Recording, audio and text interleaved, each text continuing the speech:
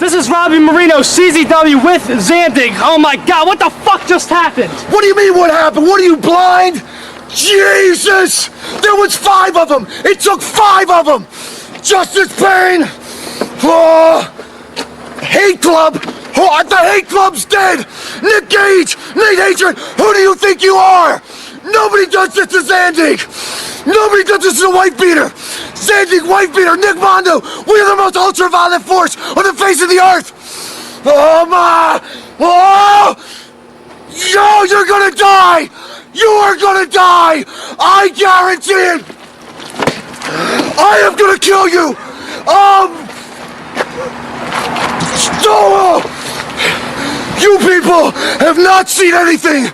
This is just the start of fake UTV! I am the ultraviolet icon! This is Robbie Marino! This is CZW, the most violent federation on the face of the earth! You just wait and see how far we're gonna go! I'm out of here!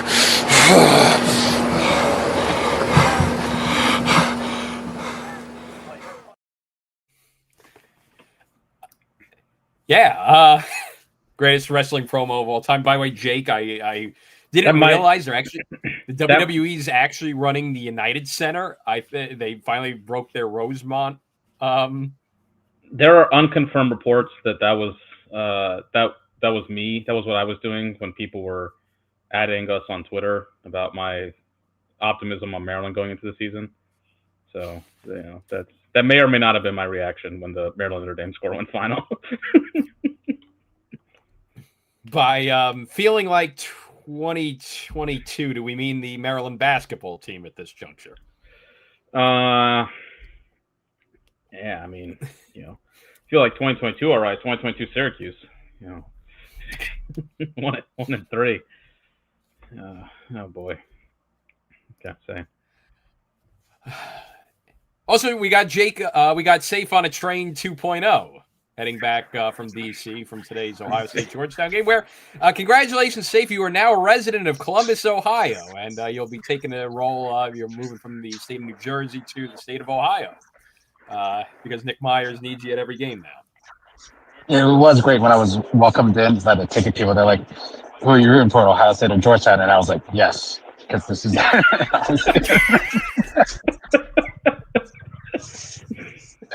It was a great day. Like my buddy lives right outside the city.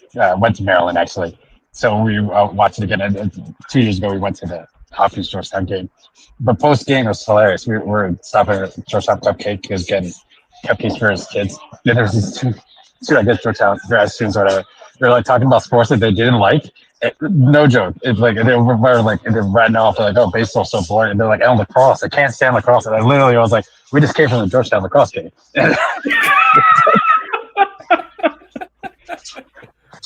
Totally flipped. And then they were like, "Oh, really? What happened?" And I was like, "Oh, it's a great game." I was like, "Who they played?" I was like, "Oh, Ohio State."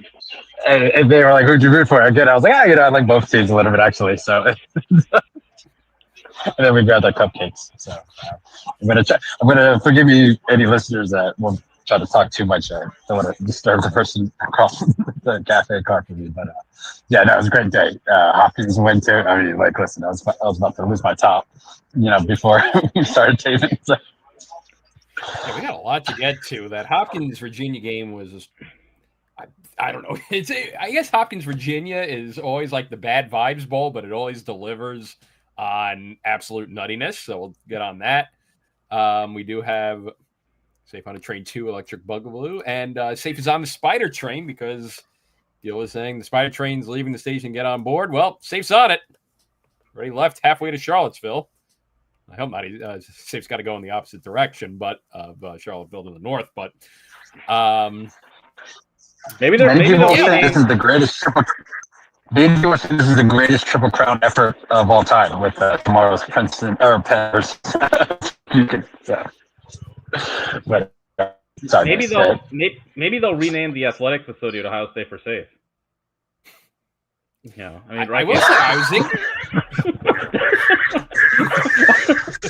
I'm not sure. They embraced me. They didn't have any red on.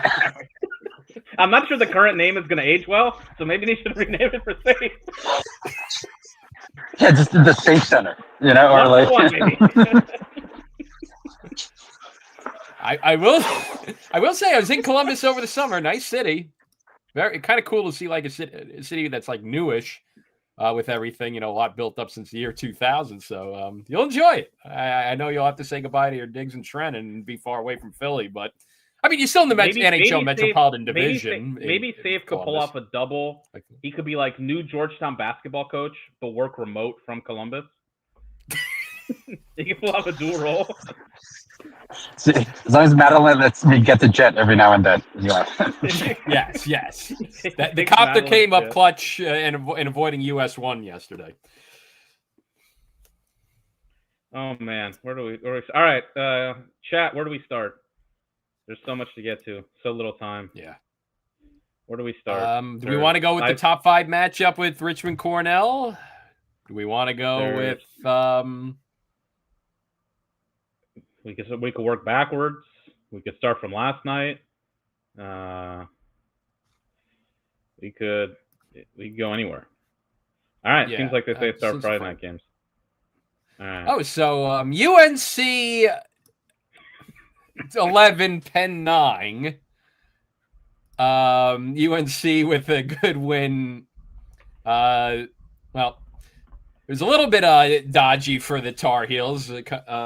Quakers, you know, looking like the beginning of the Ray era is starting pretty nicely for the Quakers. They held their own in that, but Tar Heels do enough to pull away and grab the victory in Philly last night. Taylor is very good lacrosse. Anyhow, safe. What went wrong for Big Blue last night? I know everyone.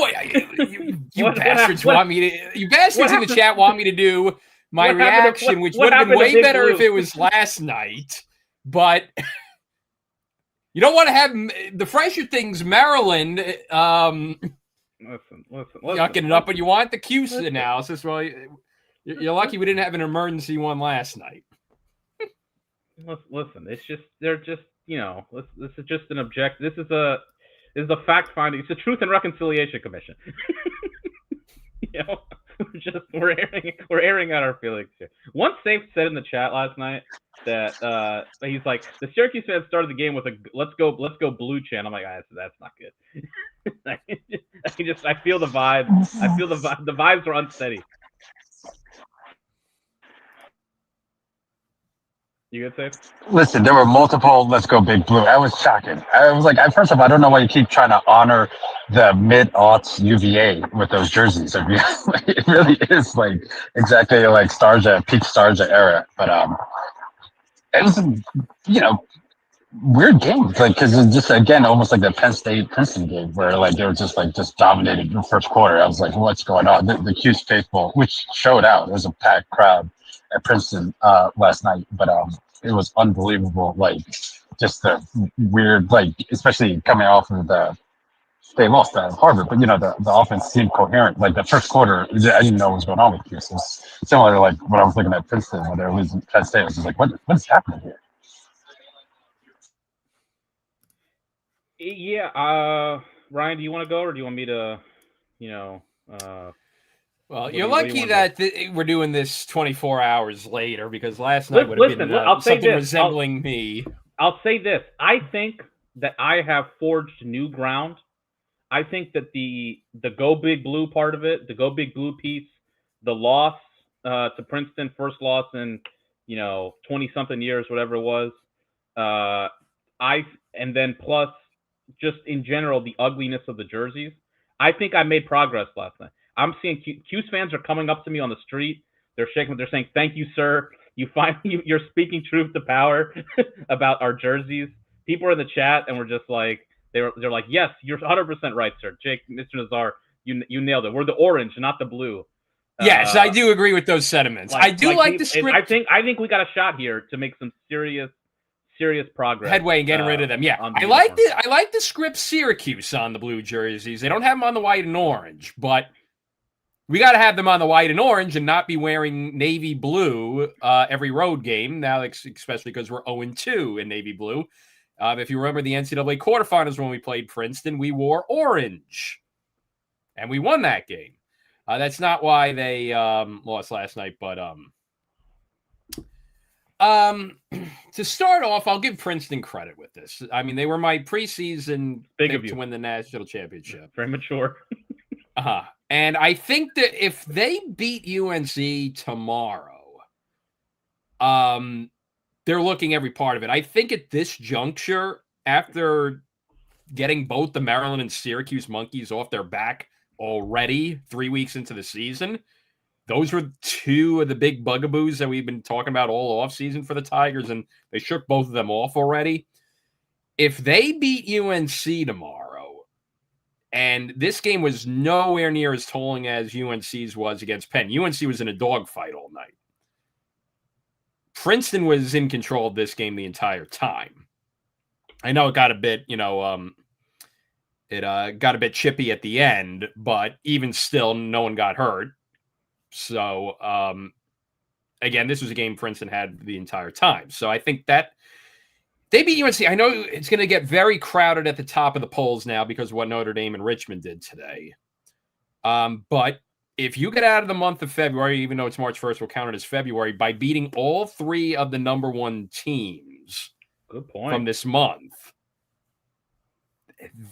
they might not be the number one team, but they're setting themselves up for a very nice resume for a number one seed, assuming Ivy League play goes, according to plan. And I think we're seeing in terms of Madeline's coaching, the strength is that offense, but this is now 2.5 games where they've found other ways to, I think as we were discussing on Wednesday night, being a little bit more deliberate might be the way to go for the Tigers, and they've done that. Instead of going all helter-skelter, it's led them to wins against Maryland and Syracuse.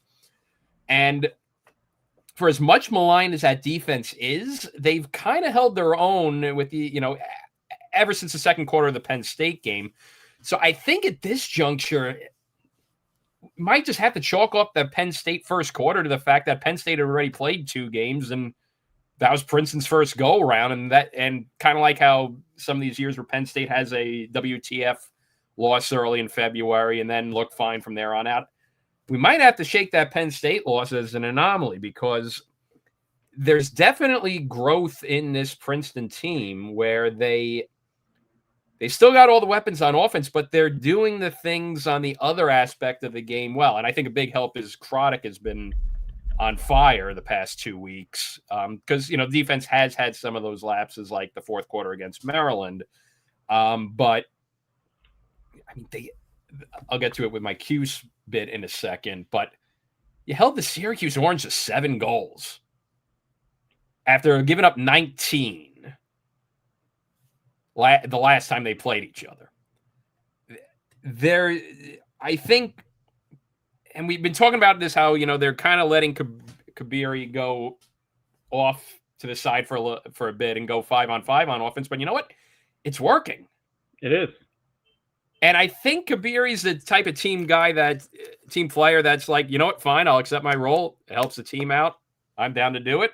I think that that lack of selfishness, not selfishness, whatever, is helping out with this, is making the Princeton offense, even if their goal count is lower, they're being more effective. I know they went a little cold in the third quarter, and part of that was McCool, starting to stand on his head a bit. But in terms of the Tigers, they're from the second quarter of the Penn State game on, they're looking the bit that we thought they would heading into the season. And after the Penn State loss, we were concerned. Okay, well, now they got Maryland and they got Syracuse and they got Carolina back to back to back. Given long-term history with Maryland and Syracuse, this could be dodgy where they're 0-4. Well, now they flip the script. They're 2-1. They're at worst going to be 2-2, but with 2 top 10 wins. And Well, yeah, because Maryland. Well, I'm saying when they played each other. Maryland might not be ranked. But when they played, but I think, I mean, even if they lose to Carolina, I think they'll hit the top 5 because of the quality of the Syracuse win. If they do beat Carolina, I know it's going to be some teeth gnashing with Notre Dame and Richmond with what they did, but you can make a case of Princeton being number 1 as well. Certainly. Yeah. A 2-2 team in the top 5 would be pretty crazy. But it's been a pretty crazy start to the year. I think Ryan pretty much covered it with Princeton. Yeah, the defense, they're just playing more. They're playing more physical on that side of the ball. And the commentary team talked a lot about how this is not a team, at least under Matt Madeline, who has been very slide oriented, who's kind of wanted to double team the ball. They tended to want to not slide and play their matchups. I thought they looked so much more. They played so much more on the front foot by sliding and being aggressive and being quick to double team. It allowed them to be more physical. I think it supported. Look, the strength of this team is their defensive midfield unit. Cooper Mueller, Jackson Green. They got some other guys in that group as well. Their polls are solid, but they're not the backbone of the team. And giving them support and forcing them to play on islands, I think was a huge factor. It just allowed them to kind of shift the narrative a little bit, or shift the playing again defense more aggressively on the front foot than opposed to having to constantly reacting to what the other team did. If you contrast it to the quarterfinal game where Syracuse was always on the front foot. They were putting Molshine on an island with Spallina, and it was a disaster. It was the best game Spallina's probably ever played in his entire career. And so I think it just a real change that has benefited and behooved that defense. The offensive side of the ball, it's interesting. I don't know how long you can against lesser opposition. They're not going to play 5-on-5 because Kabiri is going to have matchups that you like, and you're going to put the ball on a stick and let him go to work. I'm curious to see what happens if teams start adjusting to it. And I think you did see that. I mean, look, Cuse allowed Princeton scored 5 goals in the first 10 minutes of this game, and then scored 6 goals, and then Princeton scored 6 goals the rest of the way. Second half the defense was looking good. Syracuse's defense is not the problem. Their short stick D midi group is concerning. They got toasted quite a bit. But I think the concerning thing, I guess, if you're a Cuse fan, or if that's the way you want to look at it, is this was just a very familiar loss. This looked a lot like the way Maryland beat Syracuse last year. By the way, did we start the clock? By the way, I got it in my head. I'm doing it on the fly. Okay. I don't know. I didn't start it, but here, got our gimmick. By the way, hit that subscribe button, the like button, share it with your friends, noties on, etc. I'll chop 10 minutes off, so we're at 50 minutes. This was very reminiscent of how Maryland beat Syracuse the past couple of years, and it was a game where Syracuse was undisciplined. They gave up 2 man-ups in the first 5-6 minutes. Princeton went up 2-0. Then it obviously ended kind of sort of undisciplined. Princeton's backup goalie got ejected, which was hilarious, as Mark was mentioning. Rivalry's back, baby. You had yes, good point. Hopefully that doesn't mean that they don't schedule each other again because it got too chippy, but at least got some flavor in the rivalry again. You had mistakes at inopportune times, some failed clears, things of that nature. You had Spallina kind of doing the old dodge to 5-5 and, kind of back as, start bumping bodies with a bigger defender. Offense was pretty anemic all night. Didn't seem to have answers once, the distribution to 22 got cut off. That's a very familiar pattern of defeat for Cuse. And you thought that they kind of moved past that after they had beaten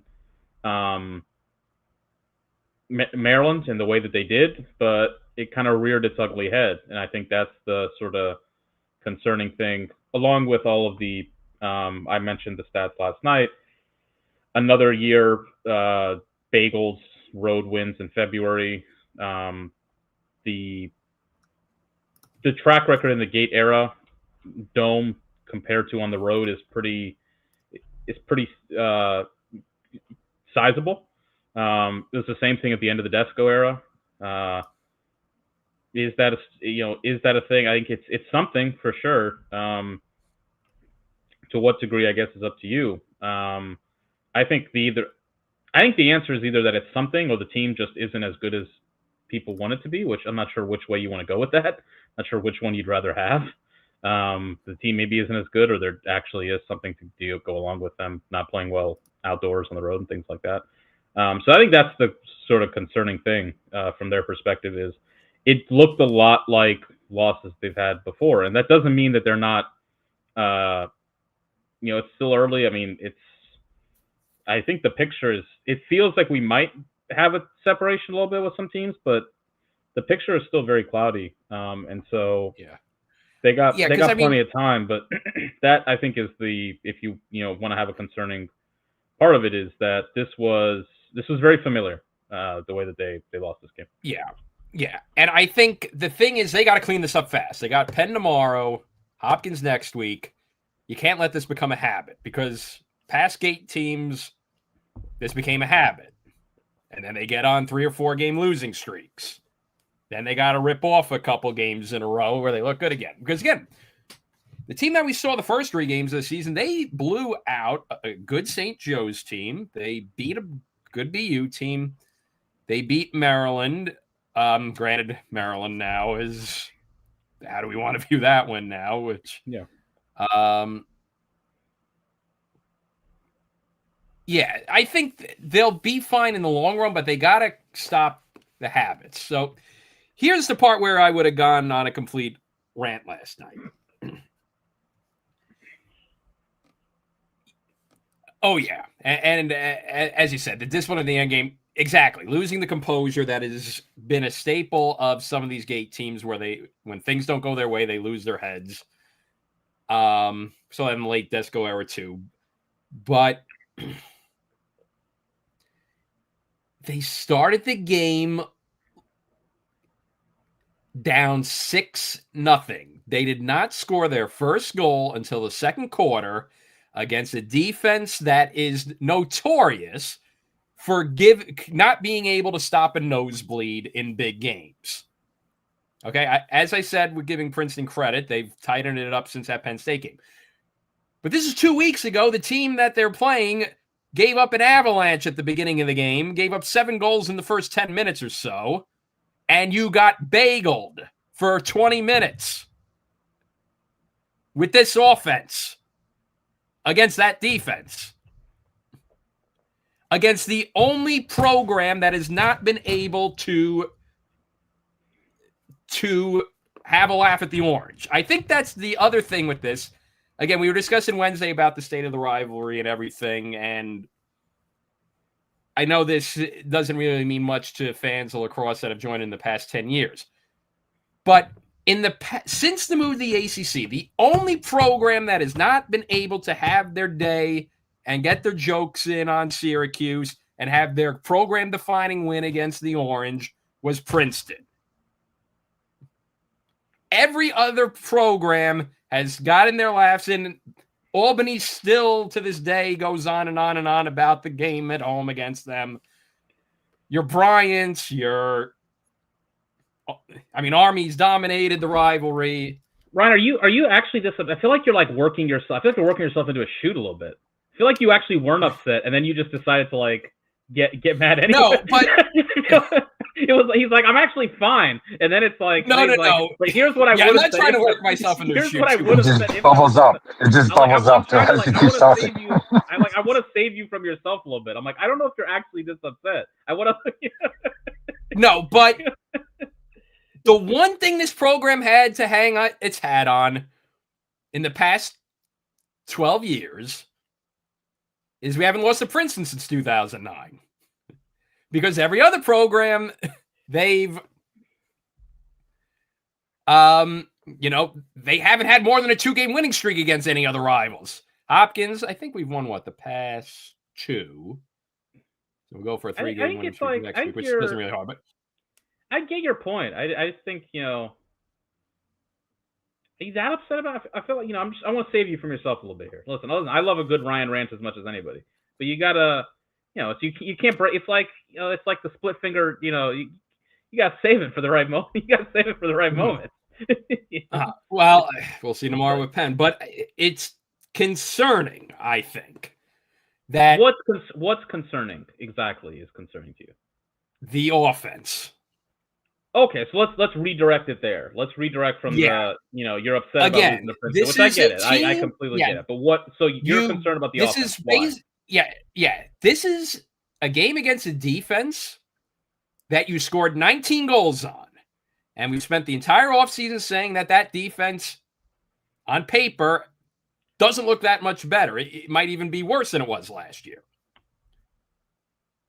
And you scored 7 goals, with one of them in garbage time with all the matching penalties there at the end when things got chippy. So realistically, 6 goals until, garbage time.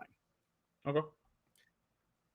The movement, the shot selection is still a big concern. I think, Craddock had a good game, but there was a lot of easy saves in that. It was kind of a repeat of the Harvard game. Shooting was bad for both teams. I mean, there was... the second half of Princeton, they were shooting right at McCool quite a bit. I feel like Princeton was trying to just shorten the game up at times with, just get a shot off and do that. I will say the first half from McCool was complete disclosure. I was on the way home from work the first half. But from what I was seeing with the highlights, McCool was having a bit of a rough first half. But second half, we're doing...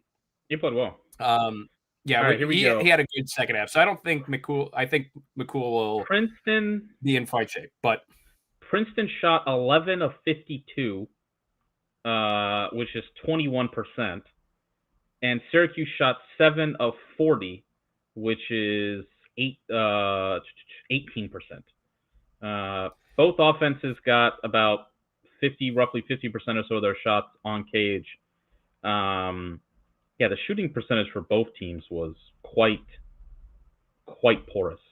And there were a lot of opportunities. It was weird. There were a lot of opportunities. There were just shots that were just like going into. I don't know, Safe, if you saw anything either, but there were just a lot of shots that looked like good opportunities that just like were getting deflected or just flying in, like very easy saves. Didn't look like guys got. I don't know if it was windy. It didn't look like it was. I don't know. It was just odd. Shooting was just felt abnormally bad for both teams. It was actually like pretty nice. I mean, it got dipped towards the third and fourth quarter, but it was like the sun wasn't angle wise wasn't on us, but it was fine weather wise. But no, it was a truly polite, a volume shooting day. Yeah, it was not. Accuracy was not on the menu for either team. But like I think what helped Syracuse the worst is just like kind of what hurt Princeton against Penn State is they didn't seem to have any coherent offense in the first quarter, and they just didn't have the ball. There was a couple times where Princeton just literally like weight roomed Syracuse into calls turnovers and prevented them from getting any kind of offensive flow. So I mean that no excuse obviously, but I'm just saying that it was like not really having much to go. I think they had. I was looking at the scoreboard. I think it was like 2 shots at one point, like with 1 minute left in the first quarter. So. Yeah, they only had 5 shots in the first quarter. They had 35 for the rest of the game and shot 7 of 35, which is not. Second half, 3 of 22 shooting. That's not really gonna cut it. And and at the end of the second half, they had an opportunity to get back in that game, and they just didn't take advantage of it. The third quarter was really, I mean, that was McCool stood on his head in the third quarter, saved 80%. Yeah, that was their opportunity. The opportunities were there for sure, and they just, I think you're right. I think the shot selection felt like didn't really take they were forcing it really. They needed more deliberate possessions, needed to be smarter. The game was in the balance. I mean, it was 3-4 goal game for most of that third quarter. As we saw with Hopkins, Virginia today, you just kind of keep within touching distance. You never know what's going to happen. And I think that's a fair concern if you want to accuse, has been They try and get it all back at once, as opposed to just and trying to chip it away. And I guess the other concern is too, and you know where this one's going. 2 weeks ago was, I think, Gary Gates' greatest coaching performance, the one against Maryland. Yeah. Last night might have been one of his worst. Wasn't great. It wasn't great. I think we can kind of leave it at that. Too many. I'm not in Firegate mode. Sorry, chat. Not in that category here, but it's too many. It's just too much of some of the bad habits popping up here, and they got to tighten this up right away tomorrow in Philly, or else this could derail. Not to, oh crap, I shouldn't say that while Safe's on a train, but this could get messy.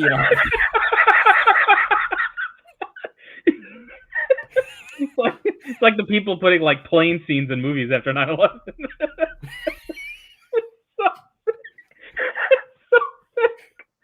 Oh my god. All right, we should move on now.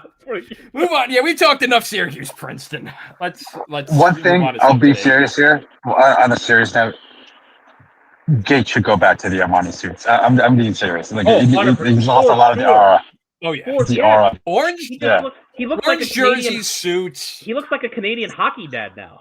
He looks like he owns like 3 dicks and a couple Home Depots. And, he's a mid-level entrepreneur, like F1 racing. The Canadian guy who buys the team for his son. That's who I think I want to. Got a Lance Stroll reference. I need it. I need him to come back. Okay, while we're on that topic, before we switch, because I got a show. 1 second. I don't want to talk about Aston Martin anymore. Please don't make me do this. I really can't. The solution is within the room for old Gary. Be like your Star Tackman's dad. Look at that. This is look at that gelled hair. Joe Spallina. That's it. The answer is within the room. Both to Syracuse's Bills and to Gary Gates' Pat Riley in the 80s. Safe, you know that Pat Riley in the 80s. You know that scene in The Sopranos where the kid looks up the mafia on the internet and this looks like an ad for the mafia on the internet in The Sopranos. It looks like that scene where he finds it and he's like, "Dad, are you the mafia?" He just typed mafia.com. That's exactly what that looks like. Waste management. That's all I meant. Waste management. All right, let's talk Richmond Cornell. Yes, let's do it. Gil's been waiting. Richmond Cornell. Cornell had a 7-4 lead? I want to say. I mean, this is kind of the reverse of it was 6-5 after. I think Cornell took a 7-5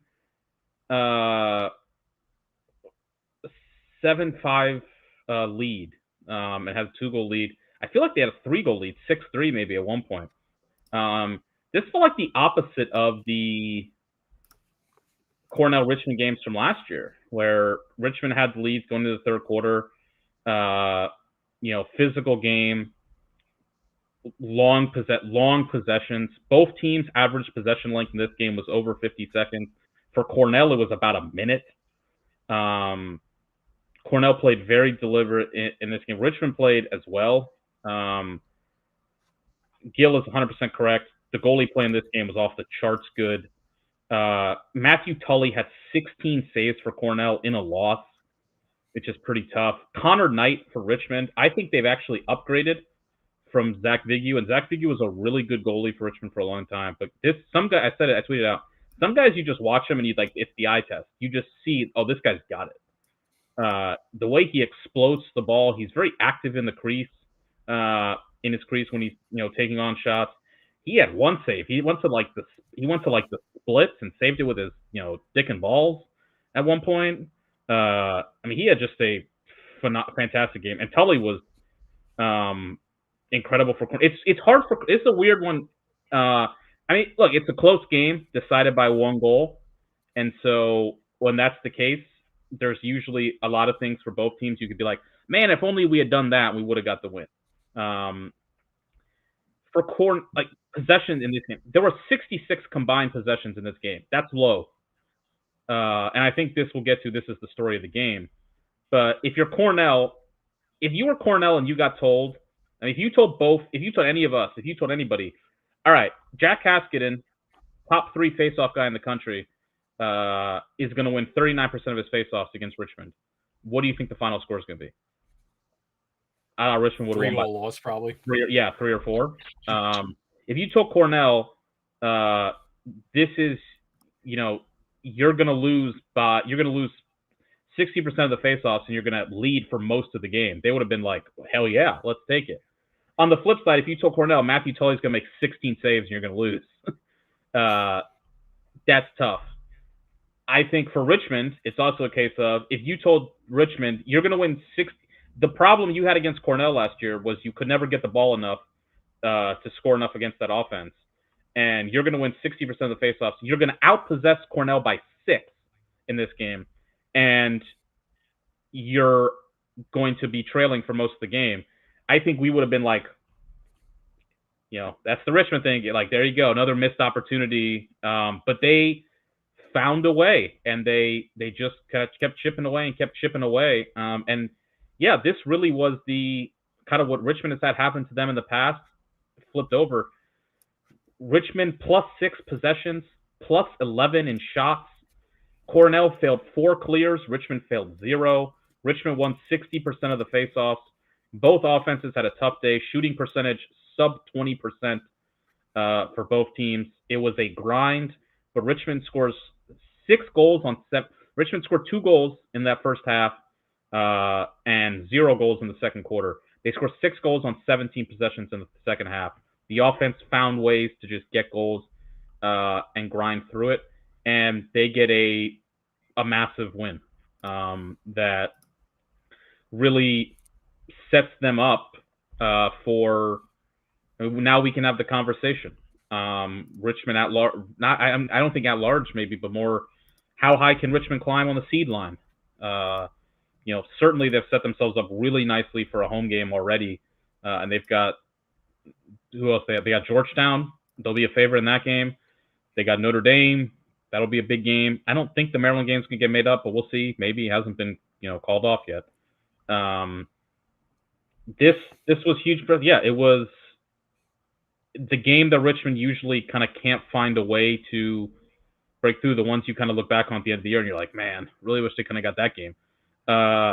They pulled it out here, and it's a huge win. And for Cornell, it was a bit of, I think, the chickens coming home to roost a bit.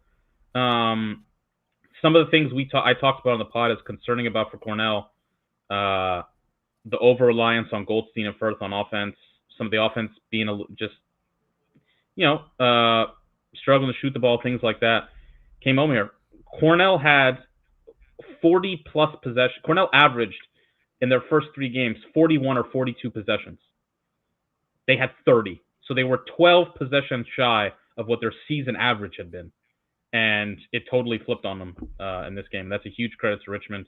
As Gil says, if Richmond can win faceoffs like this ceiling is I think for this team is definitely, a Final Four type team. They've got pieces. They got a bunch of good players all around go. But I think he's 100% right on this. This Cornell offense is small, and it is in some look, they have the best. This is I didn't tweet this out, but I was struck thinking about it during the game when Cornell was going on their run, because Cornell got up by 3 or so, and it felt like they had it. Goldstein just scored 2 goals where he just took it to the rack and beat his man and scored. And it's like the one thing Cornell always seems to have is that they always have the best player on the field. If you go back the past 20 years, Cornell has probably had the best player on the field in 90% of the games that they've played.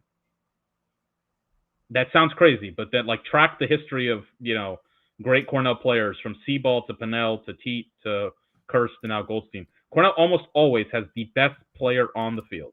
It's that's what they always have. And they had it again today, but they maybe had the best 2 players on the field with Goldstein and Firth. But after that, yeah, this was a concern. A lot of people mentioned this up preseason, is that offense there's a lack of, it's a lot of similar type guys. It's a lot of fast, twitch Canadian, but there's a bit of a Hugh Kelleher is as Rick Pitino would say, Hugh Kelleher is not walking through that door. Like, they are missing some of those big bodied type guys. Yeah, I'll be short and sweet with this, but I think the big thing here too with Richmond is they finally get their cup of coffee. After so many of those big games, through the years where they've come close to finishing off a huge upset, or in this case, it's not an upset. They're actually the favorite in terms of ranking line. But in terms of a big game finally closing out, and it was looking like in that fourth quarter, it's like, oh, man. Looking like, is Richmond going to have an issue closing this out again? They got the lead, but Cornell's got the ball. But they got a big stop on defense there. I think they had the ball and then turned it back over. But Cornell, the defense they had strong. Cornell got the ball back with a chance to tie. Yeah. So I think that's the big thing to keep monitoring too. We knew this Richmond team was talented and very well coached. Now we're at the point where they are, yes, able to finish the deal with these games, and that could be huge come May. Now that they have that confidence that they could finish these games off.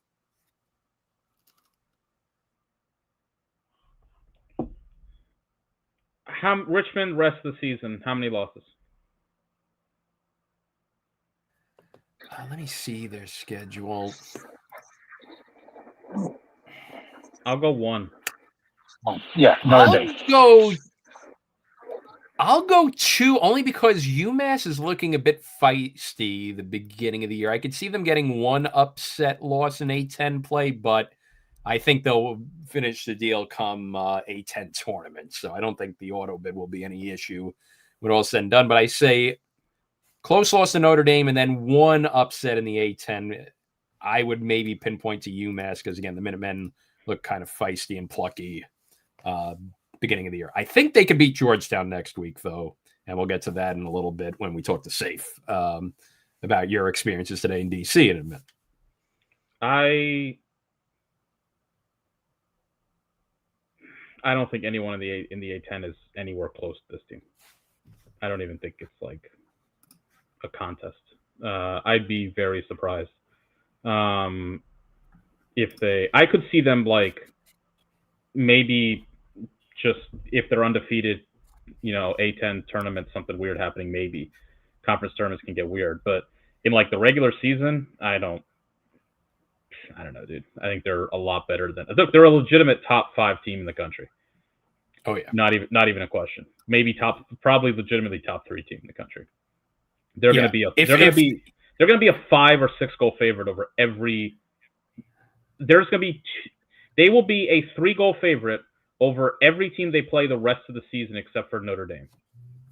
Mm-hmm. Yeah, I think you can make the case too. If Notre Dame didn't win today and Carolina lost tomorrow, you could have made the case for them being number 1. You could still make a case for them number 1. You could still make the case, yeah. Sure, absolutely. I think that's still possibly. Reason I ask is if they're undefeated. If they're undefeated, I think they could climb. Look, if they're undefeated, they'd be Notre Dame, Cornell, Virginia, like Georgetown. I think they're going to be. They might be the number 1 seed. If they have and, one and loss, to be honest, it's not like the ACC or Big Ten favorites are really putting themselves far away as everybody. I mean, you look at the contenders in the ACC. Syracuse already has 2 losses. Carolina, we'll see. Duke doesn't have the schedule. Notre Dame, still has the meat of their schedule. I mean, they got a good one with Maryland. You look at the Big Ten, Maryland's already got 3 losses. Penn State's already got 2 WTF losses. Ivy League, Princeton's already got a loss. Cornell's already got a loss, a head-to-head loss to boot. So it looks bad. So, I mean, look, if Richmond runs the table, all the ACC, Big Ten, and Ivy League contenders already have a loss on the resume. It's very possible. And not great losses, and not losses that are really going to – I mean, again, as I said, if Princeton – the Penn State game could be an anomaly, but otherwise, like, everyone else has multiple losses already in terms of the big 3 conference contenders. It's more than possible that we see at the end of the season where everyone has 3 losses and Richmond has 0-1. And that's going to be fast. We're already quite a ways there already. yeah, like Notre Dame is tricky because they play 11 games. Let's say 12 with the ACC, and they're already like 3-0, so but they could. I mean,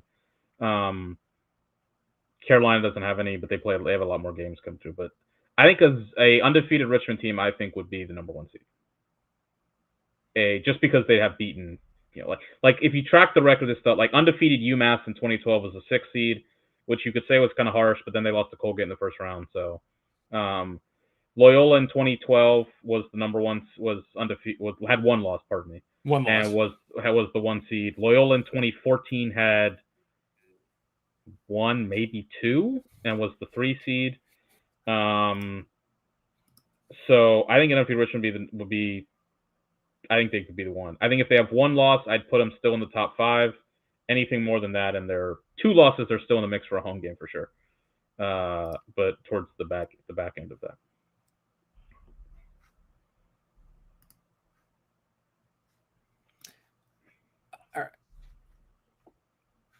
All right. What game do we want to go to next? Speaking of, should we go to Ohio State Georgetown, given that's Richmond's next opponent, and we had Safe on the ground there? Yeah, let's do it. All right. So Ohio State wins 10-9 against Georgetown. Georgetown was clawing back in this game from time to time, but Ohio State with a much needed win for themselves. That gets them. Let me just. Yeah, so Ohio State, that is now 6-0, but that is their first big victory of note. And it does have a lot of ripple effects because that could have been a big win for the Big East if Georgetown would have gotten ahead with it. But now Ohio State, they're at 6-0, and they've got a nice signature victory to go along with it. So the start of the season for the Buckeyes now has some meat to their undefeated start. So Safe, what did you see there in Georgetown this afternoon? Oh, well, first off, always beautiful day in Georgetown. It's just so great. And we're blessed with the weather. It was like 60 degrees. It was like absolutely. It comes from Northeast. So definitely a welcome respite from the cold. I was kind of like surprised. Is like Georgetown had the game kind of not in control, but like they were up 2-0. I think it was like a turning point because it was still kind of early, but they were up 2-0. Exactly, it was one of the corners. I think they had a shot off the post. That was turned into a transition goal for Ohio State, and I thought it was just major for OSU. And then I think Ohio State's second goal was like a extra man opportunity. And it was just like the whole tenor of the game kind of shifted because I think like if that goal went in for Georgetown, up 3-0, have like essentially 1/4 of the game in the bag, and Ohio State's really on their heels. And I don't know, Ohio State's a top 5 team, but they have a top 10 defense. I mean, they're still good. I mean, shout out to Van Buren. Sorry for his loss, but like they were physical. They're definitely like giving Georgetown a lot of problems. Georgetown was making a lot of unforced errors, which I think was because of like the way the defense of Ohio State was like maybe making them rush a little bit. But it was like even just looking at the second to last possession when they were like down 1, they just kind of like threw the ball away. So they had a last 10-second chance, but like that just totally kind of encapsulated Georgetown's day, just enough to stay close. They were leading first quarter, enough to like claw back. Definitely, a couple of juice goals by them, and you can feel the crowd. A great crowd, by the way. Both teams like showed out, but it just felt like Ohio State was just like more boys. Is kind of always kind of say that not in a pejorative sense, but like maybe not the flashiest, but like they definitely like at the moment, and I just felt like Georgetown just like wasn't that they were scared of the lights. They say that mean, but like it just wasn't like what I was expecting. It just because it felt like over a quarter and a half that Georgetown didn't score. I don't think they really scored again until like beginning 30 game. All this off from memory, didn't have the box score in front of me, but it was just like after that first kind of burst in the first quarter, it's just like really like absent, and they were able to like get it called back within always within 2, but like I always felt like maybe Ohio State was just like the more composed team, and being on the road, like, I thought that was pretty impressive and pretty big crowd. And like I said, I don't know if they have the juice on offense to like go to the Final Four, but that's having lost Van Buren, like it's still it's like a really top defense, and they're undefeated. Like I think gonna have to put them in the top five, at least something like that, my ballot, because of we always say like we reward when they're 6-0, and this tough Georgetown team. Like defensively, Georgetown, this is like kind of what we thought of, of Georgetown, but like I thought like maybe with the Connors, like be a little bit more developed offense. It's still more of that slugfest, first to 10 type of vibe throughout the game. So Joy is kind of nothing to toss out the season. As we've seen that for them, these tournaments always like the major lifeline. But with this Richmond game coming up, lost to Notre Dame, lost now to Ohio State, going against a really hot Richmond team. That potentially high seed, like top 3 type team throughout the year may not be crystallizing for Georgetown. I mean, it's gone at this point. Unless they'd have to win out. I think they'd have to be Richmond and Cuse, or else. And look, I got to eat some crow on that. I thought this would look different. There's 2 schools of thought with them. There's the school of thought that says they start slow, and this is the comment that look at their record in February the past 4 or 5 years. It's not good. They start slow. They figure things out, particularly on the offensive side of the ball. They figure out who their key personnel is, who their go-to guys are, and they develop a plan of attack. The offense gets better throughout the year. The defense is always there with Warren, and they become a top 8 team. The other school of thought is that just the schedule just gets easier, and that's why. And that's why they kind of start slow and then finish hot, is that they're just a lot better than teams in the Big East, and it's a schedule effect.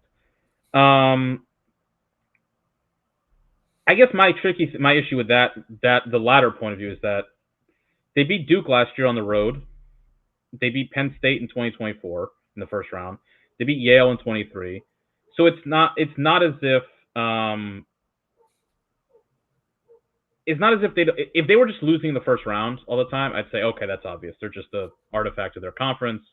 But we've seen them beat good teams in the NCAA tournament. They haven't won 2 games, which is obviously the goal, but we've seen them beat good teams in the NCAA tournament.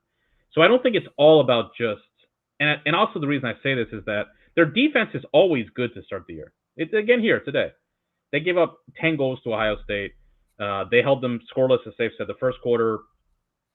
Their defense kept them in the game. I thought Anderson Moore played really well. But their offense always, and this is something I think Warren's got to kind of figure out, it always just feels like it takes their offense a long time to figure out who they are. And I understand that to a degree when you have turnover, and I definitely think this is a point for Gil.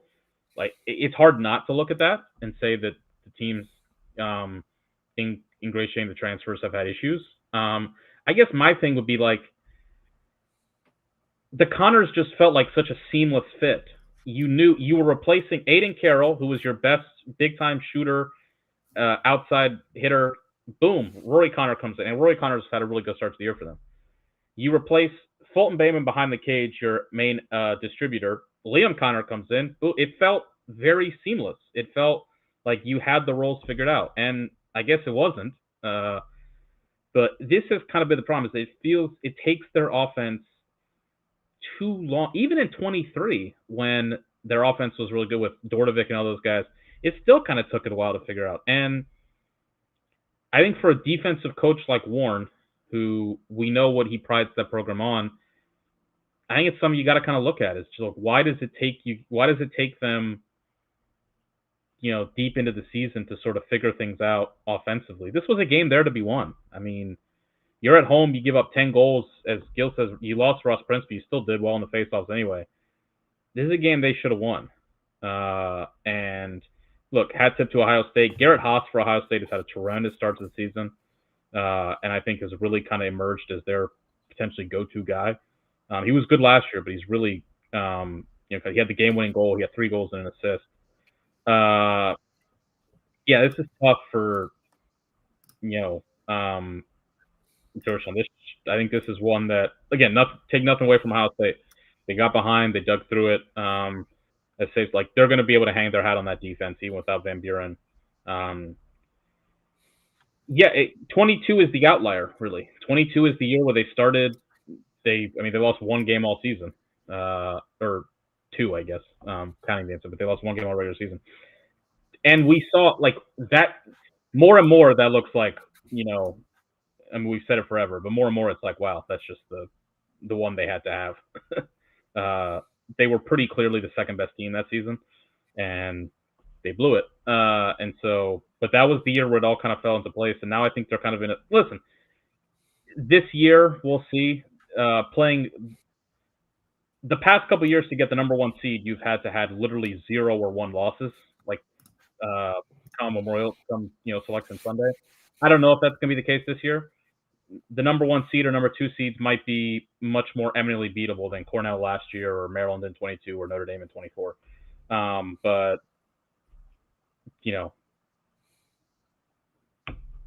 that it's kind of a familiar theme for them. And again, it's not the end of their season, but tough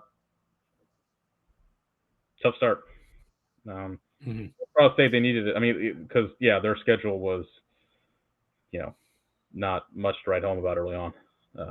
But got the win. Who they play next? They play Ohio State has Notre Dame next. Yep, Notre Dame, then Denver. Notre Dame at home.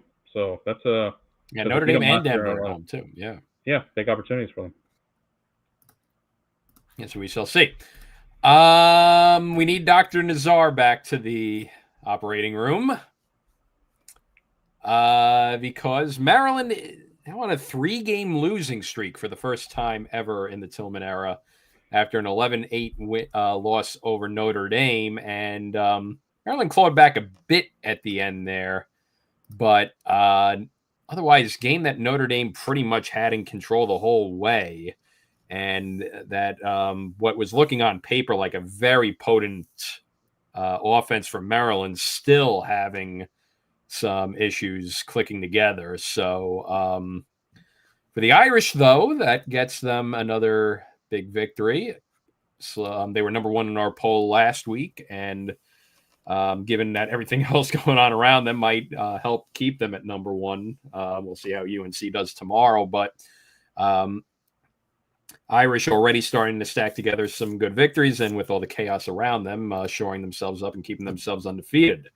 For the Terps, though, kind of uncharted territory, to say the least, at 1-3 right now. So definitely not the start we were expecting out of the Terps this season. So, let's break down this one. I don't know. What do you want me to say? I don't know, man. I don't have answers for you. I would love to be able to sit here and be like, yeah, do this and it'd be better. I'd love to say this team is one fix. So, look, in their past 3 games, Syracuse A to F, what was their effort like? How would you grade them out? The effort, not effort. Like their performance, not their performance. What was their performance? Performance that was like C. Okay. Maryland versus Princeton. How would you grade it out? C at the beginning, B plus that fourth quarter when they were trying to claw back in. Okay. Today, C. Okay. So, Safe, what do you think?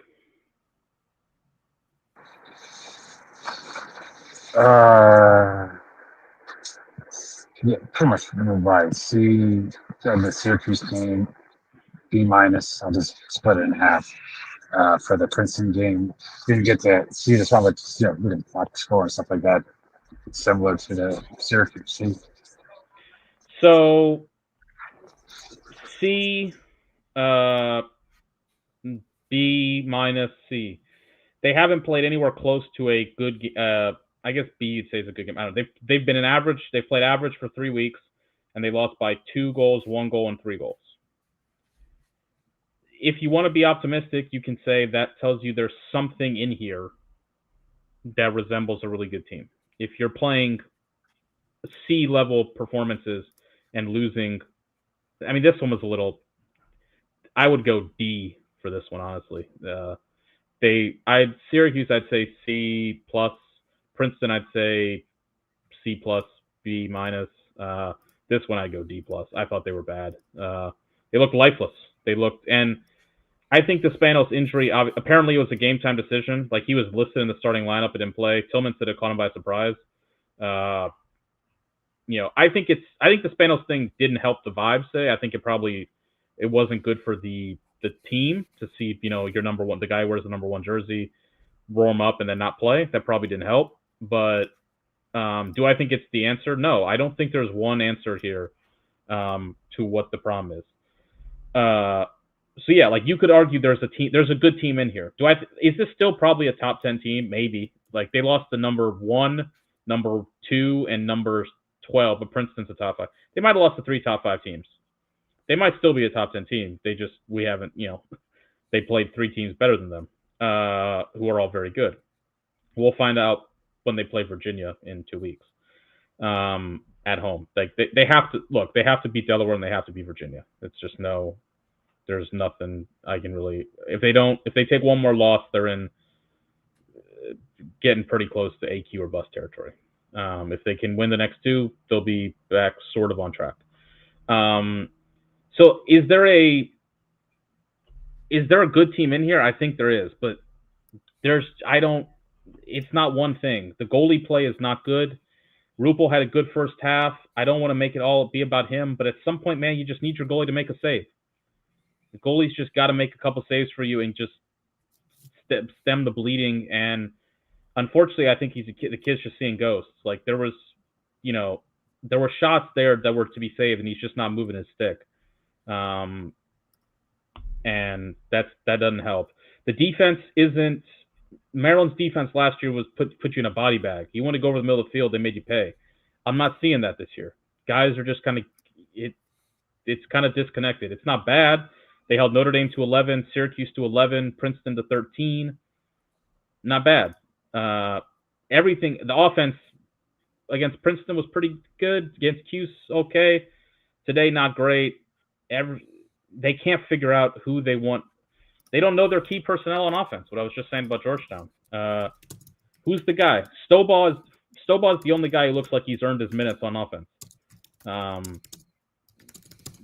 And you can tell that they're changing a lot of stuff, because 3 to 4 times a game, Eli Stovall just gets the ball at the top of the box and isolates his defender and just goes on a dodge. When's the last time you saw Maryland do that on offense? So clearly they are trying a lot of shit. What's working? Not much. So I don't know. I hope the Spanos thing. I mean, this is going to happen. The guy was going to miss games. He's had a bunch of injuries in his career. He looks hurt. He was hurt in the fall. He got hurt again against Cuse. Like, it's going to happen. Is it the end of the season for him? I mean, he's a 5th, 6th-year senior. This is it. And with his injury history, I don't think there's a long career in pro lacrosse in it for the guy. If he can play, he's going to play. But they got to figure something out. I mean, the simplest way I could say, and I said this at the start of the year, this was my concern with the one concern I have with them was I'm not sure they know exactly who they are yet. And a month in, they still don't know who they are. And they got 2 weeks before Big Ten play. Basically, you got to figure out some pieces here. Every possession, it's a new 3 guys on offense. Like, it's a new 6 guys. It's different every time. It's a blender. And I was hoping they would get there by the end of the year because they knew their personnel and they knew their pieces, so they could just kind of fool teams kind of by just throwing a bunch of different options out there. Now they're doing it because I just don't think they know what their pieces are. So they need to figure out a solidified top 9 guys on offense. maybe some guys just got to go to the bench, and that's maybe it needs to be. Sometimes you play too many guys, as crazy as it sounds. I think right now depth is not the problem. They need to figure out who their guys, their key personnel is on offense, and who they want to be. But yeah, listen, man. I'd love to have a clear diagnosis of what the last 2 weeks. I felt like I had a clear picture of kind of what they needed to do to be better, and then they come out today and they stunk. So, yeah, man, it sucks. I wish I had an answer. Listen, I said it on the pod on Wednesday. If they get to 8 wins, they're going to be in the tournament. If they get to 7 wins, they'll probably still be in the tournament. It might be a little more, iffy, but win the next 2 games, figure things out, get ready for Big Ten play. 4-1 in Big Ten play would do it. 3-2, maybe need another win in the Big Ten tournament. I think the Big Ten is still plenty wide open for them to have a good run, but lately, the past couple of years, non-con play has been easier than Big Ten play. So maybe I don't know. Maybe getting to be the hunter helps this team. Maybe that is better. But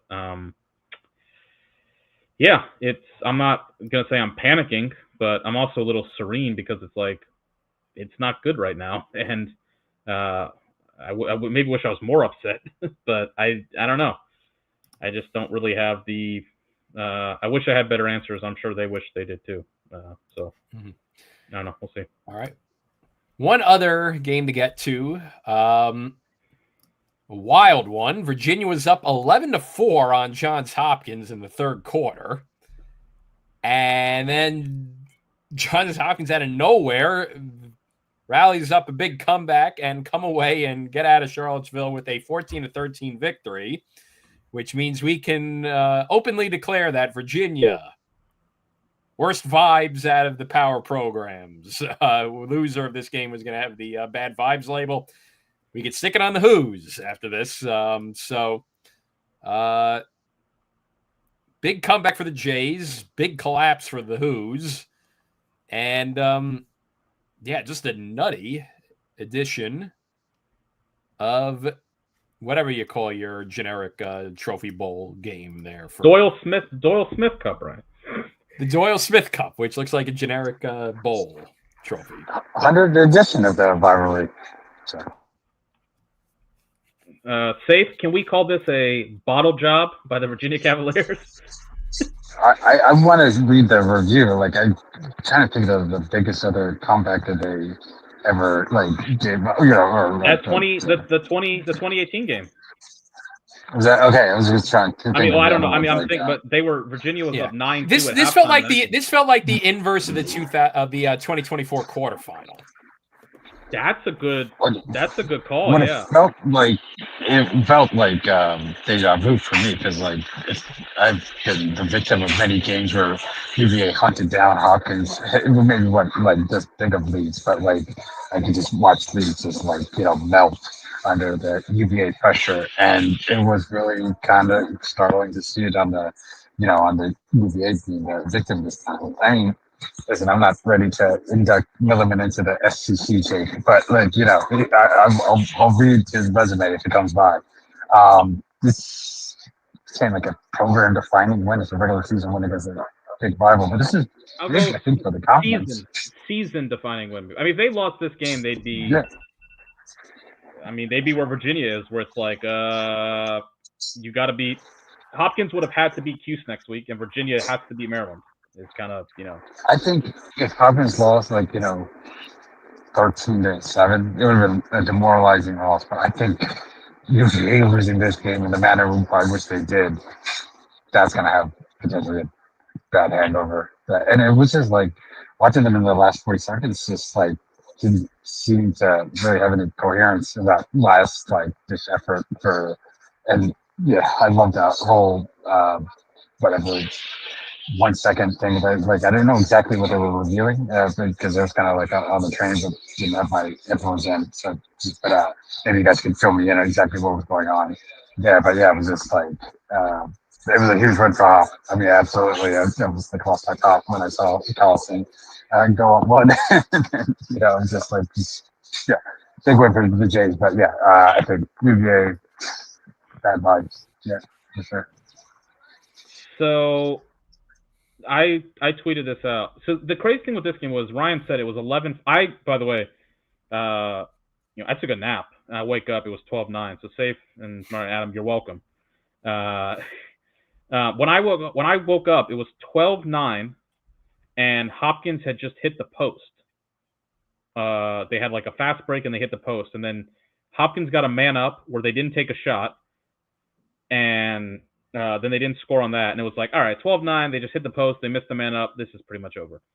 Then Hopkins failed to clear with about 7 minutes left, and I was like, all right, that's about it. Like, now you fail clear in that spot, you need 3 goals. But listen, we talk with Slot. With like 7-8 minutes left, Lars was putting up the, going palms up, like, and it's like, I don't know, man, and UVA's offense just got in a funk, and Ryan always says lacrosse is a game of runs.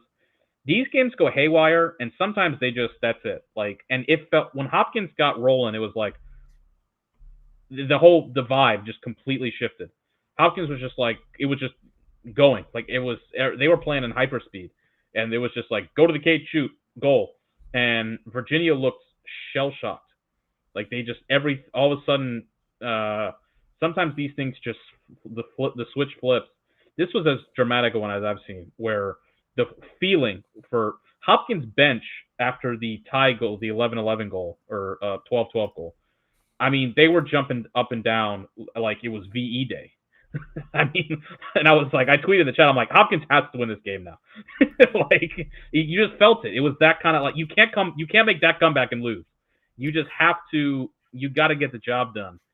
And they did, but the switch up was dramatic. With 6 minutes left, Virginia led 12-9. Hopkins then, here's the play-by-play in the live stats. Goal, Hunter Chevette, assist Brooks English, 5:37, 12-10. Face-off win by Carter Krizak, ground ball by Tyler I for Hopkins. 4:35, goal by Jimmy Ayers, 12-11. Face-off won by Johns Hopkins. 4:08, goal by Rory Colhoun, 12-12. That was off like a scramble, unsettled situation. Face-off, Carter Krizak, Griffin Meyer, won by Virginia. Turnover by McCabe Millen. Goal, Johns Hopkins, Hunter Chevette, 13-12. Timeout by Hopkins. Face-off, won by Hopkins. Goal, Matt Collison. They hit 5 straight shots in a span of 4 minutes and 16 seconds. And does this really change? Go ahead, Sid. No, what I said just something like years past, especially peak UVA years, 12-9, 6 minutes left. Hopkins making a bit of a run. There's a 3-goal spurt. You know what I'm saying? We've seen them, like, maybe face-off win, goes goal, like, controlled, and they end up winning like 16-10. Here it felt like, let's just try to get out of this game. You know what I'm saying? Yeah. Like, and when you're on that, like, that kind of posture, that's when, like, you're really susceptible to a bit, Virginia stopped playing lacrosse. I mean, they just kind of like, they were kind of going into 4 corners a little bit, taking chunks of time with the shot clock. And look, to be fair, Jelinas did make 5 saves in the fourth quarter. He made a big one on the last game. It is interesting. Like, this game, this is what makes these games so crazy, especially rivalry games. On the one hand, you could say Hopkins winning like this is a crazy comeback. The game just went crazy. Does this really change much about what Hopkins is as a team? I don't know. Like, I mean, it changes the vibes for sure, and it's a pivotal win that they definitely needed. On the flip side, if you're Hopkins, you could kind of say, hey, we got down 4-0. Our goalie did make a save. He got pulled. Jelinas comes in and makes, I don't know, like 11, 12, 13 saves. Maybe we figured it out, like that part. It's not great that Lamity got pulled, but Quint said it, I think, in his column. He was like, and we talked about it too, like Lamity was seeing ghosts at the end of that UNC game. And I think he was still seeing ghosts today. And sometimes that's just, as a freshman, it's just tough to come back from that. So, and then it's like for Virginia, are you what are you? Are you the team that was beating Hopkins for 55 minutes, or are you the team that blew it in 5 minutes? And I think when you're in a team in these two teams' position where you had disappointing seasons last year, you both kind of needed a big win. It's like vibes are. This is 100% by more 100. I don't know what happened. Hopkins doubled the ball up 2 with a minute left on Brendan Millen, who just split through the double team like he was evading traffic. It was genuinely. I don't think it was a coaching thing. I think the guy just decided to double the ball like on its own, but it was unhinged. It was like a hero ball moment on defense. Yeah, it was unbelievable. I was like, what is going on here?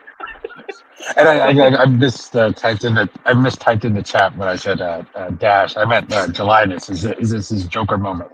Is that laugh and like when the camera stuck on it for like 10 seconds? I was like, all right, I'm in. This is.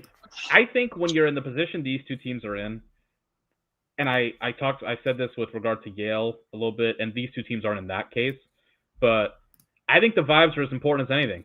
If you're Virginia, and we talk about it, you were 6-8 last year. You got blown out by your in-state rival in Richmond by 6 goals. Now it looked like you were about to get a dominant win over your arch rival in Hopkins, and it looks like you were just set up perfectly. Okay, we're back on track. Everything's going well. Now you lose this. You've lost 2 games to the 2 best teams you played in non-conference. You got to go to Maryland in a couple weeks. It's like, yeah, the true quality of these teams might be the first 55 minutes we saw. But what happens next is maybe more impacted by the 5 minutes here. If it gives Hopkins a sense of life, like things were going bad for that team. Like the Carolina game, they lost the faceoff. I mean, who is it? Hobart, the faceoff guy, gets injured. They really struggled on faceoffs the last 2 weeks. Lamity, things were just going bad. Now they flipped it. For Virginia, everything seemed to be going right. And I think Safe's point is perfect. Like, it just feels emblematic of where they're at. Peak UVA under Lars does not lose this game. Like, Petey LaSalle wins. They do what Hopkins did. They chase you down. They muddy you up. They push you. They weight room you, and they just find a way. Sorry. Yeah, I would even say lowest to low point. Dom Starsia doesn't lose this game. I mean, they lose it by 6 goals. They're not even in the game. There's always UVA always had a release valve. PD would win a face-off and just shoot the ball out to Connor Schellenberger on the wing. It was the most unstoppable play on Lacrosse. I remember I tweeted a couple years ago. I would just A-Rod Bronson Arroyo that. I'd just be like, I don't know, just tackle him or something. It's like whenever they need to go, PD would just win the face-off, go out the front door, there's Connor, boom. And it was like, oh, great. It was unstoppable. They don't have that right now. They don't have the problem solvers, really. And I think they're better. I mean, the offense, I think, Brendan Millen definitely did a lot for this offense, and McCabe's, played really well. But, I mean, Kyle Morris in goal saved 30% today. They don't have that Band-Aid is just not there for Virginia the same way. And when you're losing, look, it's the old adage, winning breeds confidence, confidence breeds winning. You got to win to get more confident, and then when you're more confident, you can win more. And yeah, this is the type of game for Hopkins that you go home and you get to play Cuse and you're feeling good about things. And I don't know, you're not playing with house money, but the vibe of that, the tenor conversation shifts completely. 3 hours ago, it was like, man, Hopkins has to beat Cuse or this season's going off the rails. Now it's, well, man, if Hopkins can beat Cuse, they're rolling. For Virginia, yeah, I don't know. I feel like that this is still 2 teams with bad vibes, and UVA's vibes are way worse now. Yes, but that's my point. Like, Hopkins doesn't have bad vibes now. They feel great about themselves. And, it doesn't mean they're going to make the Final Four, but it's like, this is the kind of win that can just change how you feel. They needed something like this. For Virginia, they now, I mean, it's you gotta do damage repair if you're Lars. So again, I'm not saying that the Hopkins that played the last 5 minutes that's the true Hopkins team compared to the first 55 minutes. But I think when you're in this kind of spot where these two programs are at, where they need wins, they need things to feel good about, that's the kind of win that can really kind of flip things. We've seen it happen. Again, I'm not saying they're going to make the Final Four, but that's huge. And if you're Virginia, yeah, that's a pretty brutal loss. We should do a table reading of the Sabre right now. Well, we're running low on time, though. We're already well into overtime, so I'm gonna go. We might have to do a special. We might have to do a special stream as the season progresses with the Sabre. But let's go around the scoreboard today. So Wagner beats Hampton 14-6. Man, we had high hopes. That looked like a good first opportunity for the Pirates' first win, but Seahawks take care of that one. Lemoyne beats St. Bonaventure 7-6. All right, can I stop? Can I let you go? I'm looking at the first page of the Sabre. Okay. I have no feel for whether Lars will be fired or not. Quote, probably not. That's one thread. The third thread down, Lars should be on the hot seat. Reply, or should not be on the seat at all. Fourth thread down, that game made me feel sick.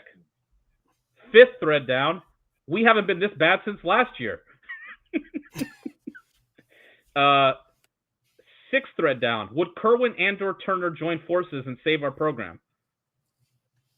Seventh thread down, eighth thread, it's time for a change. And I say that with full recognition that continues. Will we be blanked out again in ACC play this year? Said it before, something is rotten in Denmark, quote, UVA Lacrosse. I mean, the good news for Virginia is this might be the year to beat Duke because Syracuse beat Maryland, Princeton beat Maryland, and Princeton beat Syracuse. Anything could happen now. They might have to beat Duke the way it's going. That smile was more of a grimace, but yes, Mount St. Mary's 14-5 over Mount St. Mary. Monmouth 14-5 over Mount St. Mary's. Interesting intra-PA Patriot League game. Bucknell beats Lehigh 12-11. So Lehigh is, I think they only got one win now. The 2-3. Yeah, Lehigh's at 2-3 now. Bucknell at 5-1, something to monitor with the Bison. Lost was to Robert Morris, but otherwise they're 5 wins on the board now. Vermont 15-8 over Quinnipiac. Drexel, the meme score, 18-7 win over Mercer. Sacred Heart keeps their good start of their undefeated starts the season going with a 14-12 win over NJIT, aided by a 5-goal third quarter. VMI comes back and beats Queens 11-10. Brown beats Bryan in a Rhode Island derby 17-6. Bears have put together some pretty good wins at the start of their season. They lost to UMass, but wins against Fairfield, and they swept the Rhode Island games with Providence and Bryant. This one, the Berkshire derby, UMass 15, Albany 9.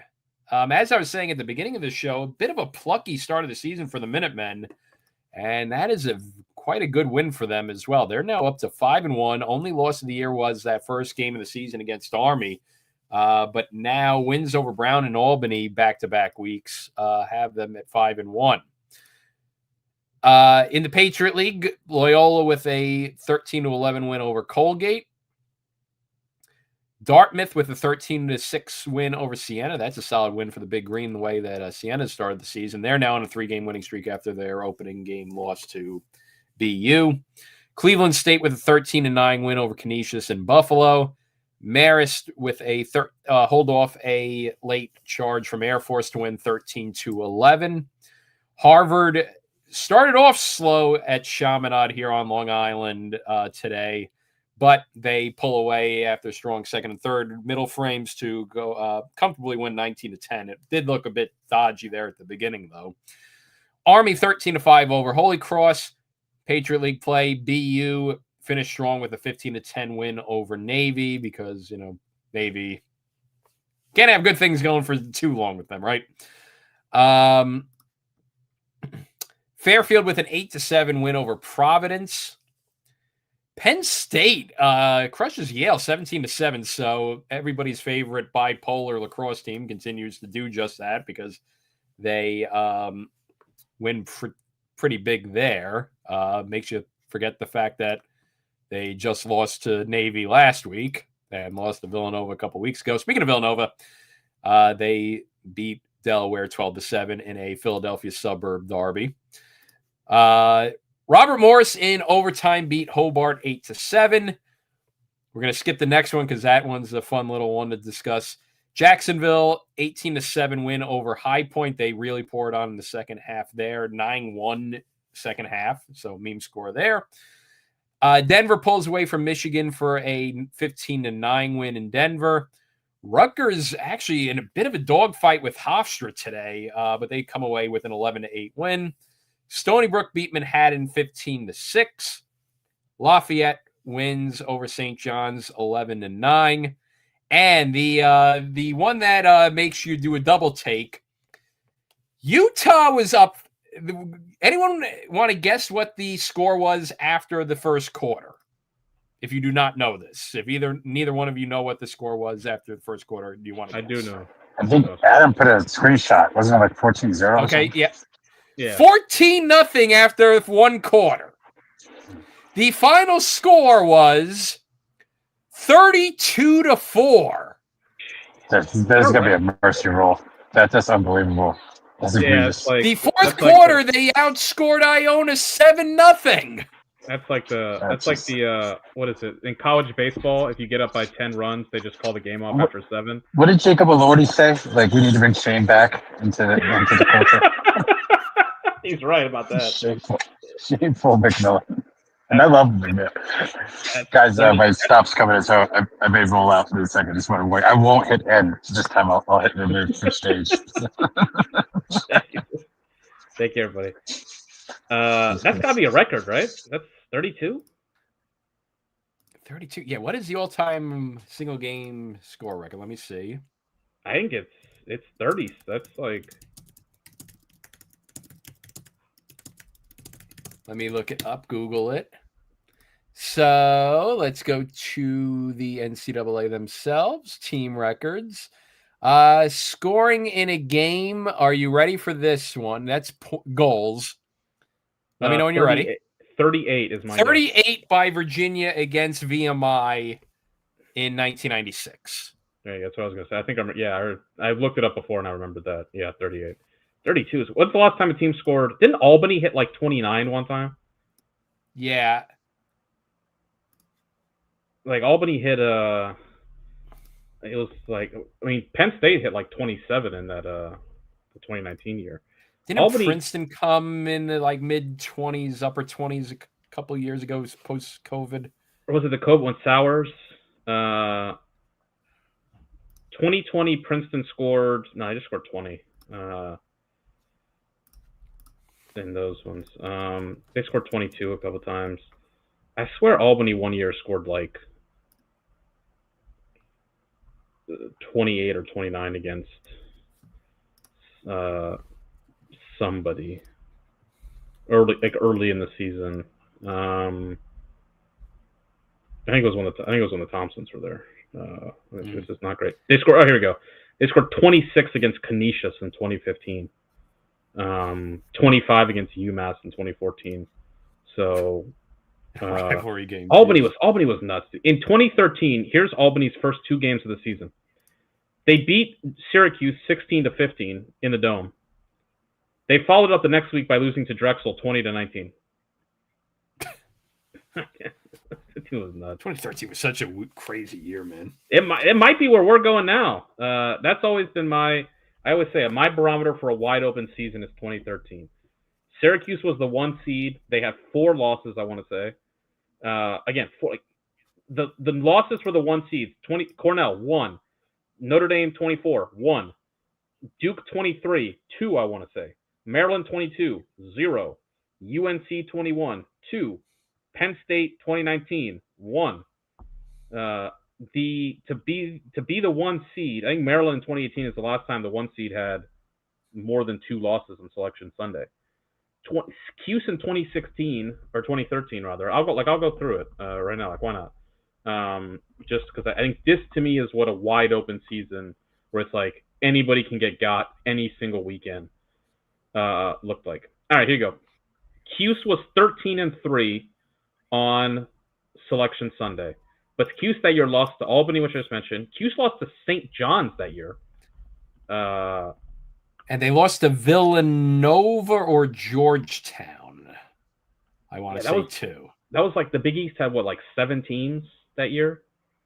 Yeah, Cuse lost to Albany at home. They lost to Villanova on the road. They lost to Hobart in April. Yes, they lost to Hobart. Cuse lost to Hobart in April and got the number 1 seed in the tournament that year. The number 2 seed was Notre Dame, who had lost 4 games, including they lost to 6 goals by Syracuse in back-to-back weeks before Selection Sunday. They still got the 2 seed. The 3 seed was Ohio State, which won the ECAC. Who won the ECAC, and that was a banger of an ECAC tournament between them, Denver, and Loyola. They just barnstormed through the ECAC tournament, but they had 3 losses.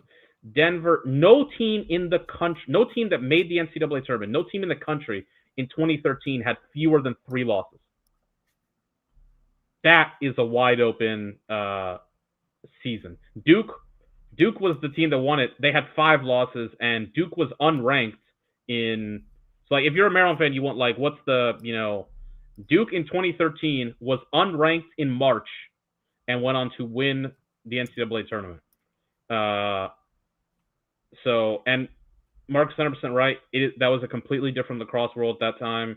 But maybe this year's going to be similar to that. I don't know. I was skeptical because I thought we did a bunch of I think someone tweeted out the top 5 in the preseason poll is 8-8 after the first month of the season. Cornell, Georgetown, Syracuse, Princeton, Maryland. I thought those big 3 teams were like entrenched in there. Doesn't look like it.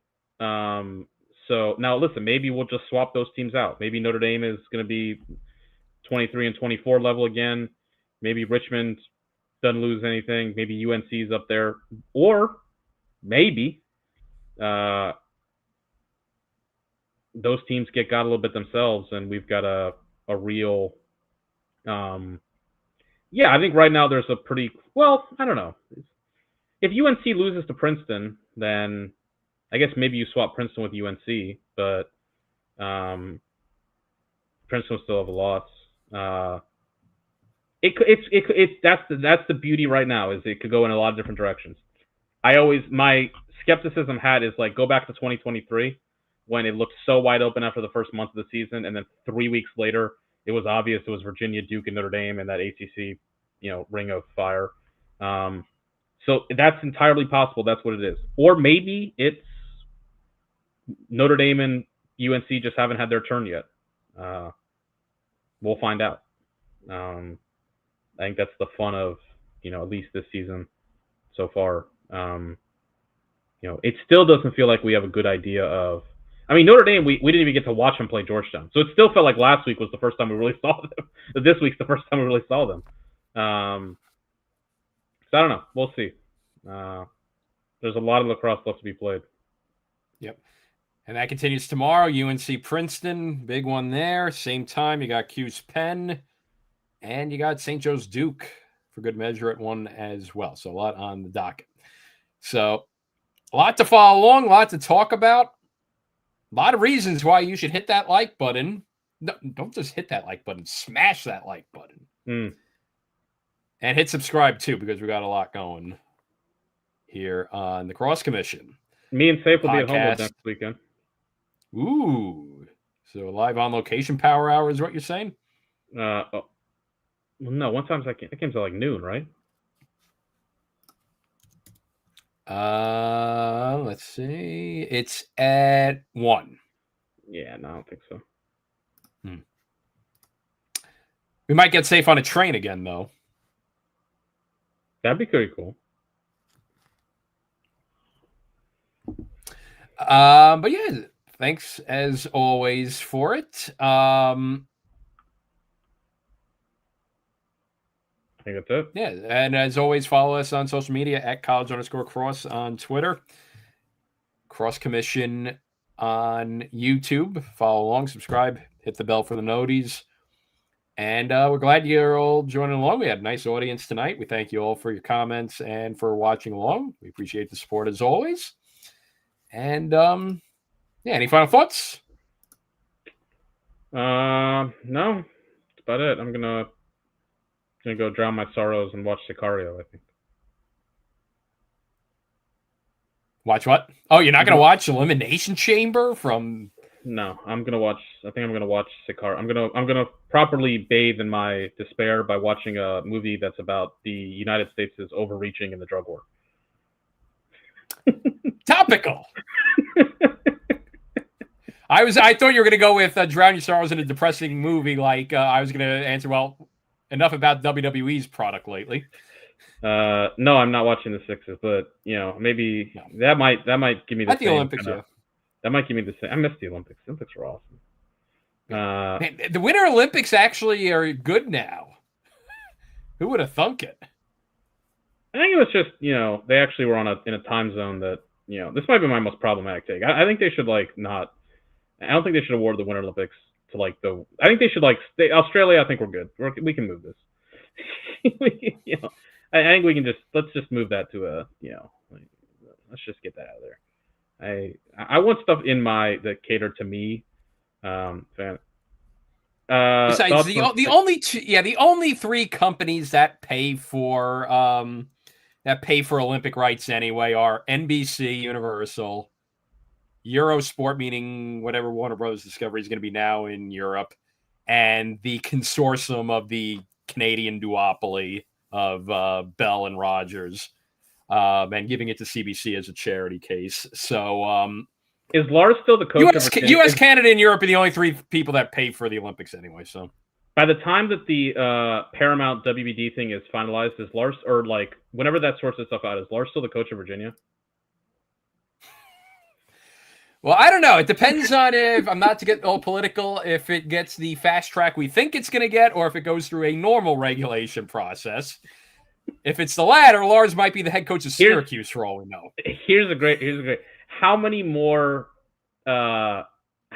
spin-offs / sales does that go through in the end of the decade? And is that more than head coaches somebody's hearing about? As long as our good buddy Chris has still got a good gig with the NHL on TNT, it's all good with us. Netflix might wind up owning that by the end of the decade anyway. Probably the history of that Warner Brothers goes. So yeah, one last question. What's age the worst? AOL Time Warner or our preseason predictions? AOL Time Warner. We didn't lose money off our preseason. Nothing ever has aged worse than AOL Time Warner. All time terrible merger. Just terrible. I have no thoughts on the Sixers. I think lacrosse in the Olympics is good as an advertisement. People will watch it. If it gets more eyeballs on it, that's fine. Am I particularly compelled by it? No. Do I watch the PLL Championship Series thing? No. That's not a comment on it as a product. I generally don't think I've watched a more than 3 minutes of sixes ever, in anything. It's just, I don't know. We watch so much lacrosse from February to June. This is legit on a Saturday from February to May, whatever. I watch lacrosse from 6 to 7 hours. And I have multiple screens going. So by the time it's, my bandwidth is just kind of filled up. And I think, as you said, Sixers, it was just to get it into the Olympics, get more participation. That's all good with me. It just feels kind of like, 3-on-3 basketball. But 3-on-3 basketball, the issue is it's so bad that it's in the Olympics, it's not even fun like it should be. Yeah, I don't. Sixes, at least you get some entertainment out of it. It feels with sixes, I don't watch too much of it, but at least it's rooted a bit with box lacrosse. So it's not completely, watered down. I But feel like I'd rather watch the Lacrosse World Championships than the sixes format. It is what it is. But hey, it gets it into the Olympics. the rules set in the World Championships got to be updated. It's just really, if there's like Yeah, no they shot gotta- clock, here's what I'd say. This is a thing that is kind of happening in some of these sports. Like rugby sevens is a good example. The mixed team curling, where it goes like 2v2 as opposed to the 4. I think there is a avenue for. I just wonder, like, would maybe it be better if it was like 8-on-8 or something? The sixes feels a little too tilted towards, I don't know. And the thing, I guess, to me is that if the PLL itself was more aligned with the college rule set, I think the sixes would feel a bit more of a change up. The PLL itself with what's the PLL shot clock now? Like 32 seconds. The PLL itself feels like a much different game than college. It is. I mean, it's generally a much different game than college. So I think the PLL rule set itself already feels like a more fast-paced, compressed style of lacrosse compared to college, San Diego field lacrosse. So the sixes to me just feels like a bit more. It's like taking a step too far. Whereas like rugby sevens does feel like a nice kind of balance. Yeah, you'll see that with flag football. Flag football is going to explode after the Olympics. You could already see it with the colleges adding women's programs already with it. That's going to be the big exploding sport. Is going to be flag football after LA. But I think lacrosse is going to get a nice boost from it. I think it's interesting. I was tweeting this out today. I think this is kind of interesting. I feel like for the first time in the shot clock era, defenses have the things have tilted towards the defenses. I feel like today felt like very low scoring. It was. I mean, Hopkins, Virginia was loser, but otherwise. Also, one other quick point, though, theme of the day: road teams winning quite a bit today. I mean, the whole weekend, Syracuse, Princeton holding serve against Syracuse has been really it. Notre Dame, I was going to say Notre Dame beat Maryland on the road. What was I saying? Yeah, no, I think that, like, outside of UMass beating Albany, it's been, and I don't even think that's Penn State, really. Albany's just not. The Albany thing is I should have known. The America East is not a good conference. I think it's gotten significantly worse the past couple of years. And I think Albany. I wonder if deep down Albany's trying to angle for a move to the CAA. Just even with the FCS level, I think they're in the CAA already for football. So I wonder if there's an angling going on to angle themselves into that. So I don't think that we ever got to a point where offense were like 5 poles was necessary. What I think was happening was that with the shot clock being instituted, you had a resurgence of transition in the game, two-way midfielders back and forth. The game was really kind of opened up. And I think through that, then when you added that in conjunction with, I would say there was a nexus point from like 2017, 2018 through 2021, 22, 21 in particular, where we had the greatest concentration of offensive talent in the sport that I can think of. I mean, just go look at the first team All-American attackman list for like 6 years running. It's all Hall of Famers. It's Bernhardt, Wisnauskas, Spencer, Ament, Teat, O'Neill, Kavanaugh, Rambo. I think I said Ament, and just on and on and on and on and on. And I think you had just a perfect synthesis with like new rules, faster paced game, and a preposterous level of offensive talent in the sport. I didn't mention Michael Sowers or Chris Gray right there, so that just tells you all you need to know. What I think has happened is that the offensive talent level has decreased since probably 22, 23, with Kavanaugh, O'Neill, and those guys, Schellenberger, and those guys aging out or graduating. And so with the offensive talent kind of dropping off a bit, then you have, it's really hard to score here's what I think. I think it's hard to be an elite half-court offense. Like it's hard for to be a 15, 16 type goal per game when you're just scoring in the half court. You need kind of transition to sort of fuel that. The thing in the half court now is that the defenses are as athletic. The long poles are as athletic and physical and all that as they've ever been. So they're the most athletic that they've ever been on the defensive side of the ball, and you give them a long stick in their hands. Pretty tough to score. So I think it'll probably change. I think we'll probably get in a couple of years a new wave of really great offensive talent guys and skill players and all that, and it'll maybe swing back. But I think it's interesting to watch. I do think the defenses have kind of swung the balance back. When it felt for a minute there that I agree. It felt like it was just that was going to be the thing every year was offenses, dominating. So we'll see. Be interesting to watch out for through the course of the season. All right. So thanks again, everyone, for watching. We kept you a little bit extra for a good discussion there. Yeah. We'll see you again midweek with the podcast. Hop Cuse next week. A lot of other games on tap. So you get the banter with Safe and I, and maybe Adam will join in. Maybe Chris will join in. Who knows? Maybe Jake will be happy about Maryland for a change next week, too. Yeah. Maybe I'll be happy about Cuse for once. I don't know. We'll see. All right. Well, thank you all for watching. And as always, stay hydrated.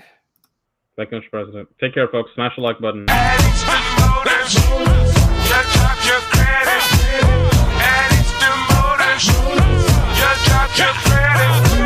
Ford, Honda, Chevy, Beamers, and minivans. Over 600 cars, trucks, SUVs. Are you listening, man? Let Eastern Motors put you in a car today. Let Eastern Motors finance it all the way.